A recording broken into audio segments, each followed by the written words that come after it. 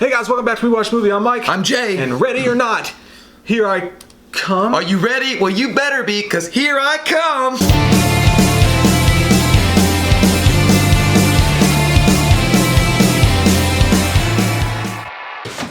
Shit.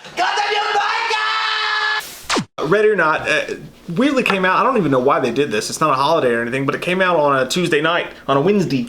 And it's fucking awesome. It's a fucking amazing movie. Holy shit, guys. Like, it felt like it was a fucked up version of Clue mixed with You're Next and a little bit of sprinkling of, I don't know, in some weird way, I don't know if it was the music choices or just the way that it was shot, Beetlejuice. Like, I got Beetlejuice vibes, or Addams Family vibes. Maybe Addams Family vibes. It's weird, but I like it. Yeah, it was just a bunch of weird shit, but mainly, for sure, like, Clue and You're Next. And You're Next, to me, was also a sleeper. Not as, like, You're Next was not as good as this movie is, but it still felt like that. And yeah, it was good. It was dark comedy mixed with cool shit. Definitely got Your Next vibes from it, but I actually think this is a better movie than Your Next. No, yeah, I think it is. You can hide anywhere. We then try to find you. So there's no way for me to win, right? I mean, stay hidden till dawn. No, thank you. Good luck. But there's some really nicely layered stuff that you don't see in the trailer, which I appreciated a lot. But the whole idea is Samara Weaving's character, she's fucking amazing in this movie, by the way. She's going to be a star. Star is born. By the way, my wife made me watch that the other day. Waiting for a star to fall. Sad as fuck. Fuck What? them for making that movie. A Star is Born? Jesus and you never seen it? No. That movie's amazingly good. Cried my asshole off, I know, man. it's so good. Jesus. But no, Samara Weaving's gonna be fucking huge, man. It's crazy. She's awesome. She's married into this really fucking uber stupid rich family full of assholes, and she's just happy to have a family, which I thought was a really nice touch. They've built their empire based on board games and shit like that. And as soon as the movie opens up, it opens up with a shot like showing the board games and the mansion and all that shit like that. It's really well done. But they have this super crazy secret that every time they induct someone new into the family, they have to play a game of some sort. They draw a card and that tells them which game they're going to play. And if that game is hide and seek, then basically everybody in the family hunts the incumbent to the family to the death.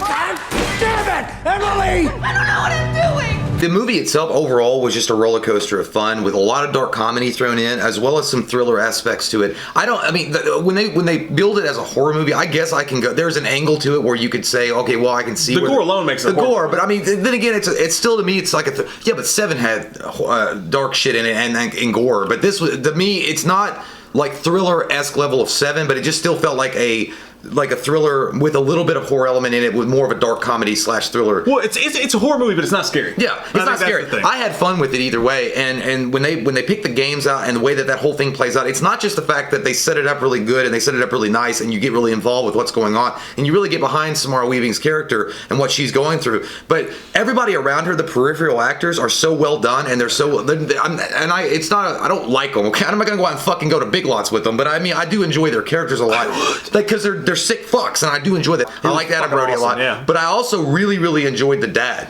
in this movie. Yes. He was funny as fuck to me because he was so into it. He reminded me of my own dad. Like, when he watches, like, boxing and someone interrupts him, he's like, we're fucking fucked. Like, there's one part where everything is just falling apart and things aren't going the way. He's like, we're fucking fucked. And every time I'm like, calm down, honey, calm down. No, he was amazing, dude. And that was Henry Zizerny is the guy's name. And you know why he was so great, dude? I was trying to picture where I knew him from because he was so great in this role. He was the fucking dude from Mission Impossible.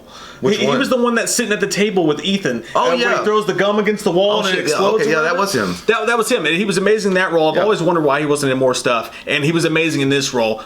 Dude's fucking amazing. He's like the head of the family, and he's all super so like Anchorman serious about shit. But he's also, the most evil out of fucking all of them. Do you think this is a fucking game? Yeah. And you're never bored. Not in this entire fucking movie was I bored for 2 seconds. They kept doing outlandish, wild shit, and it ended up having that. It was like, it ended up with a Cabin Fever feel where shit's just going bonkers and fucking wild and gory as shit and just fun and out there, but it was written so tightly and so clever that it never felt too outlandish to be a really good movie and for you to be really interested in it. Yeah, the good news is, though, is that you get to go in and have fun without feeling like you're going to get robbed with some kind of bullshit CG effect of a gore. Like, the gore is done really, really effectively well and done perfect, as far as I'm concerned, with a lot of the new horror movies that are coming out out. It felt like they really took their time to showcase that, and they did a good job with it. Like even the gurgling, bubbling sounds when some of them are dying, it's fucking gross. I'm like, I like it. I don't know how that makes me feel as a person or how it makes me look into the public eye, but I fucking liked it, even though I don't like gross shit a lot. But it was decently done. It was well done, sir.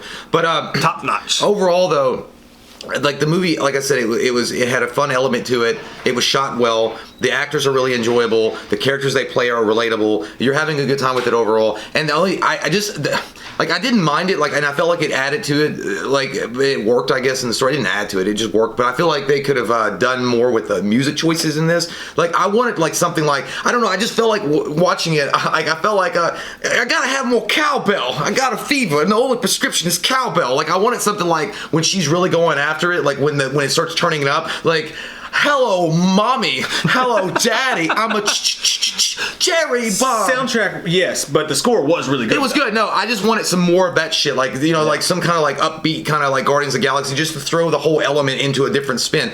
Like, but I mean, as far as like the twists and turns in it, it's not as extreme or as impressive as something like Cabin in the Woods. Like, Cabin in the Woods really did fuck people. I mean, it was an amazing movie. Like, when I watched that movie the first time, we went and seen it in the theaters, like 30 minutes in, you're like, what the fuck is this? This is amazing. This is awesome. It really did take people through a twist. This one's got I don't even know if it's... couple little twists. Like little tiny baby twists. There's no Sixth Sense shit like going on now. It's like pre-Best and M. Night Shyamalan stuff. It's like, maybe I'll do this. It's a green door, not a red one. Again, I think it's a dark comedy at, like, that's what, I mean, at the definition of dark comedy. You know what this is? It feels like if Sam Raimi made a Die Hard, that would be this movie. For 90% of the movie, you're watching a really, really good thriller with all these horror elements, and that makes it so much fun. I fucking loved it, dude. The 25 minutes into that movie, you're like Mel Gibson in The Signs. I'm losing my mind! And you're running around the house, but you're having a good time doing it, so you don't give a fuck that you smoke crack cocaine. Let's run like we're fucking lions and tigers and bears! Let's run! Let's fucking run!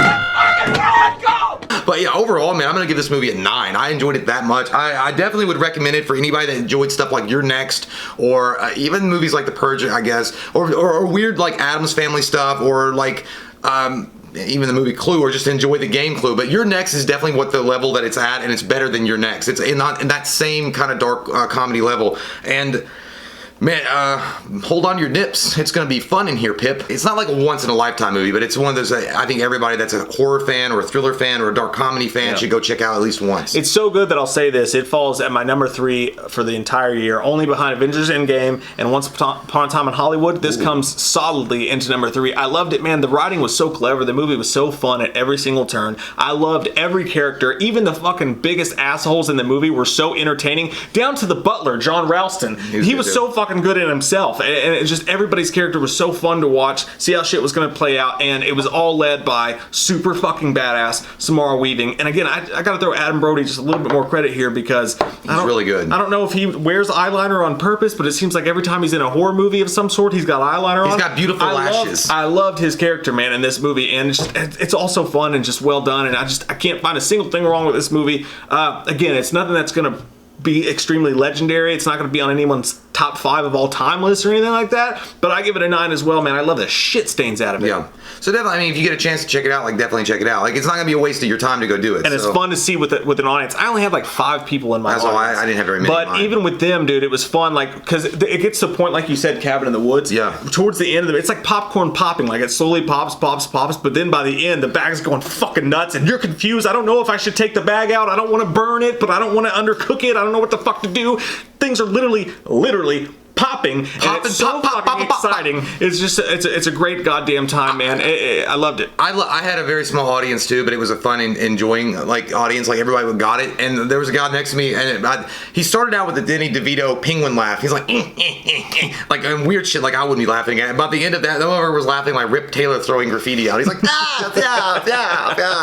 But it was fun. I had a really good time, and definitely it's a theater experience kind of movie that you want to enjoy with other people. But nonetheless, if you're gonna wait for it to come out, no problem either. I do think everybody's gonna enjoy it. I think you'll get a kick out of it, especially again if you like certain movies like You're Next and other movies that are along those lines. You'll like it. Definitely, please go see this movie. I implore you. I think you're all gonna love it. We love your fucking faces, and if you're new to the channel, click that subscribe button. It's gone. I swear to God, got coffee in the morning. We watched a movie. Yeah. We watched a movie. We watched it. We watched a movie.